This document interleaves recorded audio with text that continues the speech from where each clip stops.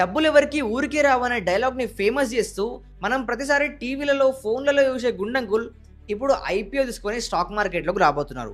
కిరణ్ కుమార్ గారు లలిత జ్యువెల్లరీ ఐపీఓని తీసుకొని రాబోతున్నారు. అయితే ఈ ఐపీఓ తెచ్చే ముందు మీకు కొన్ని విషయాలు చెప్పాలి. ఆల్రెడీ మన సౌత్ ఇండియాలో మొత్తం 5 స్టేట్‌లలో కలుపుకొని 61 లలిత జ్యువెల్లరీ స్టోర్స్ ఓపెన్ చేసిండు. దాంట్లో చిన్నవి ఉన్నాయి, పెద్దవి ఉన్నాయి.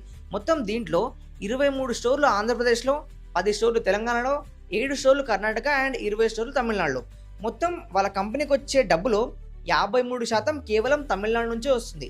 అండ్ ఆయన చిన్న స్టేజ్ నుంచి కష్టపడుతూ ఇప్పుడు దాదాపు 3,000 కోట్ల ఆస్తితో ఈ ఫైనాన్షియల్ ఇయర్ 2026లో ఆయన లలిత జ్యువెల్లరీ కంపెనీతోనే 25,000 కోట్ల రెవెన్యూ చేసిండు. దాని దమ్ము మీదనే 1,000 కోట్ల రూపాయల ప్రాఫిట్ చేస్తూ ఇప్పుడు 1,700 కోట్ల ఐపీఓ సైజ్తో స్టాక్ మార్కెట్లోకి ఎంటర్ అవుతుండు.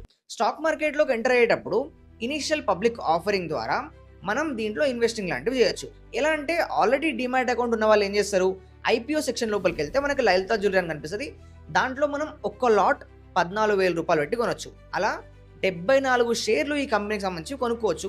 మీకు ఒకవేళ ఈయన ఐపీఓలో ఇన్వెస్ట్ చేయాలి, ఆయన స్టాక్ మార్కెట్లోకి వచ్చిన తర్వాత ఆయన షేర్ ప్రైస్ ఇంకా పెరుగుతుంది అని అనిపిస్తే ఇప్పుడే ఒక డిమాట్ అకౌంట్ ఓపెన్ చేసుకోండి. సింపుల్గా యూట్యూబ్ అబౌట్ సెక్షన్ అండ్ బయోలో లింక్ ఉంటుంది. దాని ద్వారా ఏంజల్ 1లో డిమాట్ అకౌంట్ ఓపెన్ చేసుకోండి.